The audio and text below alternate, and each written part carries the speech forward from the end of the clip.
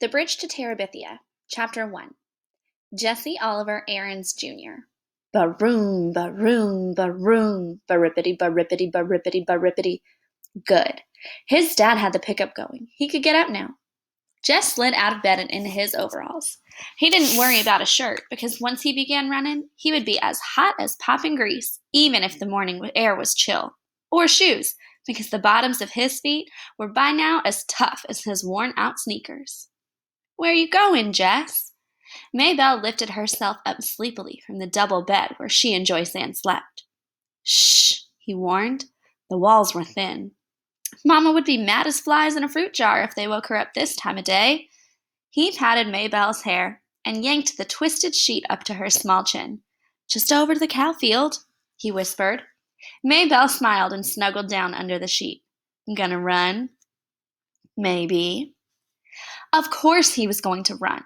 He had gotten up early every day all summer to run. He figured if he worked at it, and Lord, had he worked, he could be the fastest runner in the 5th grade when school opened up. He had to be the fastest. Not one of the fastest or next to the fastest, but the fastest. The very best. He tiptoed out of the house. The place was so rattly that it screeched whenever you put your foot down.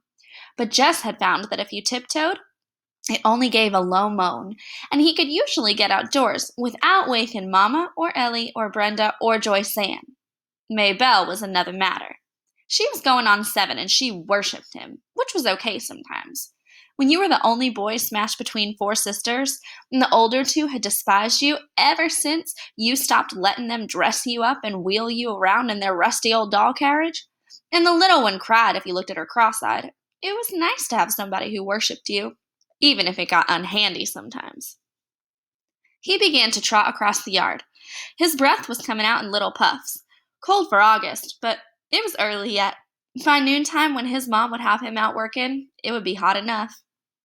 Miss Bessie stared at him sleepily as he climbed across the scrap heap, over the fence, and into the cow field.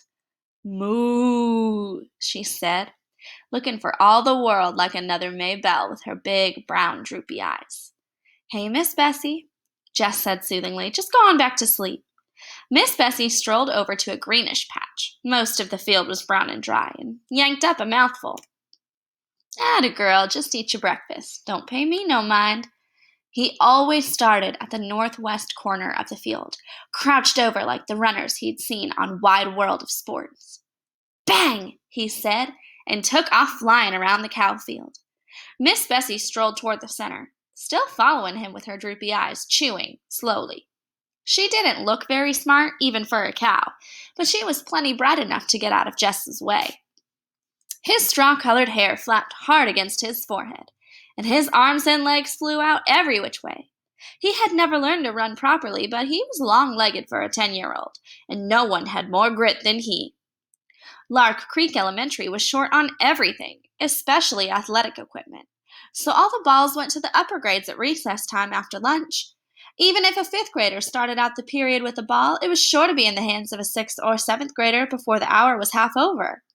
The older boys always took the dry center of the upper field for their ball games, while the girls claimed the small top section for hopscotch and jump rope and hanging around talking. So the lower grade boys had started this running thing. They would all line up on the far side of the field, where it was either muddy or deep, crusty ruts. Earl Watson, who was no good at running but had a big mouth, would yell, "Bang!" and they'd race to a line they'd towed across at the other end. One time, last year, Jesse had won.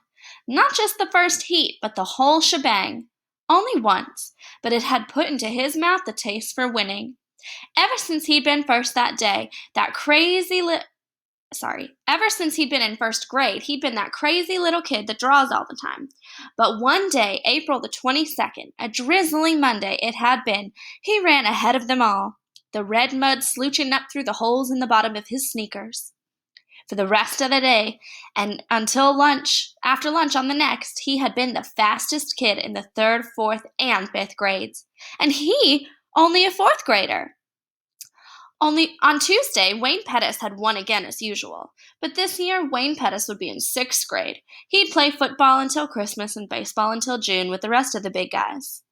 Anybody had a chance to be the fastest runner, and by Miss Bessie this year, it was going to be Jesse Oliver Aarons Jr.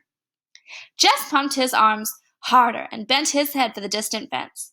He could hear the third-grade boys screaming on him. They would follow him around like a country music star, and Maybelle would pop her buttons.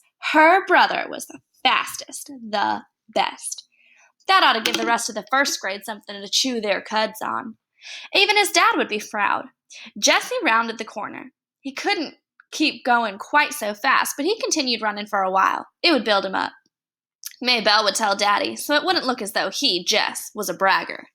Maybe Dad would be so proud he'd forget all about how tired he was from the long drive back and forth to Washington, and the digging and hauling all day. He would get right down on the floor and wrestle the way they used to. Old Dad would be so surprised at how strong he'd gotten in the last couple of years. His body was begging him to quit, but Jess pushed on. He had to let that puny chest of his know who was boss. Jess! It was Maybelle, yelling from the other side of the scrap heap. Mama says you gotta come in and eat now. Leave the milk until later. Oh, crud. He'd run too long. Now everyone would know he'd been out and started on him. Yeah, okay. He turned, still running, and headed for the scrap heap. Without breaking his rhythm, he climbed over the fence, scrambled across the scrap heap, thumped Maybelle on the head, ow, and trotted onto the house. Well, look at the big Olympic star, said Ellie, banging 2 cups onto the table so that the strong black coffee sloshed out, sweating like a knock-kneed mule. Jess pushed his damp hair out of his face and plunked down on the wooden bench. He dumped 2 spoonfuls of sugar into his cup and slurped to keep the hot coffee from scalding his mouth. Ooh, Mama, he stinks! Brenda pinched her nose with her pinky crooked delicately. Make him wash. Get over to the sink and wash yourself, his mother said without raising her eyes from the stove, and step on it. These grits are scorching the bottom of the pot already. Mama, not again, Brenda whined. Lord, he was tired. There wasn't a muscle in his body that didn't ache. You heard what Mama said, Ellie yelled at his back. I can't stand it, Mama. Brenda again. Make him get his smelly self off this bench. Jess put another cheek down on the bare wood of the tabletop. Jesse, his mother was looking at him now, and put on a shirt. Yes'm. He dragged himself to the sink. The water he flipped on his face, and up his arms pricked like ice. His hot skin crawled under the cold drops. Maybelle was standing in the kitchen door watching him. Get me a shirt, Maybelle. She looked as if her mouth was set to say no, but instead she said, You shouldn't ought to beat me in the head, and went off obediently to fetch his t-shirt. Good old Maybelle. Joyce Ann would have been screaming yet from that little tap. 4-year-olds were a pure pain. I got plenty of chores needs doing around here this morning, his mother announced as they were finishing the grits and red gravy. His mother was from Georgia, and still cooked like it. Oh, Mama, Ellie and Brenda squawked in concert. These girls could get out of work faster than grasshoppers could slip through your fingers. Mama, you promised me and Brenda we could go to Millsburg for school shopping. You ain't got no money for school shopping. Mama, we just want to look around. Lord, he wished Brenda would stop whining so. Christmas, you don't want us to have no fun at all. Any fun, Ella corrected her primly. Oh, shut up. Ellie ignored her. Ms. Timmons is coming by to pick us up. I told Lolly Sunday you said it was okay. I feel dumb calling her and saying you changed your mind. Oh, all right, but I ain't got no money to give you. Any money, something whispered inside Jess's head. I know, Mama. We'll just take the $5 Daddy promised us. No more than that. What $5? Oh, Mama, you remember. Ellie's voice was sweeter than a melted Mars bar. Daddy said last week we girls were going to have something for school.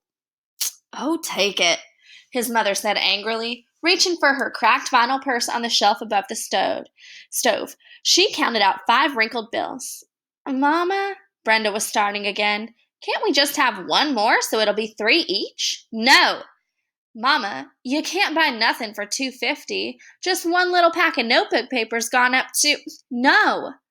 Ellie got up noisily and began to clear the table. Your turn to wash, Brenda, she said loudly. Aw, Ellie. Ellie jabbed her with a spoon. Brenda shut up her wine halfway out of her rose-lustered lipstick mouth. She wasn't as smart as Ellie, but even she knew not to push Mama too far, which left Jess to do the work as usual. Mama never sent the babies out to help, although if he worked it right, he could usually get Maybelle to do something. He put his head down on the table. The running had done him in this morning. Through his top ear came the sound of the Timmonses' old Buick. Wants oil, his dad would say, and the happy buzz of voices outside the screen door as Ellie and Brenda squashed in among the 7 Timmonses. All right, Jessie, get your lazy self off that bench. Miss Bessie's bag is probably dragging ground by now, and you still got beans to pick. Lazy. He was the lazy one. He gave his poor dead weight of a head one more minute on the tabletop. Jessie! Okay, Mama, I'm going. It was Maybelle who came to tell him, in the bean patch, that people were moving into the old Perkins place down on the next farm.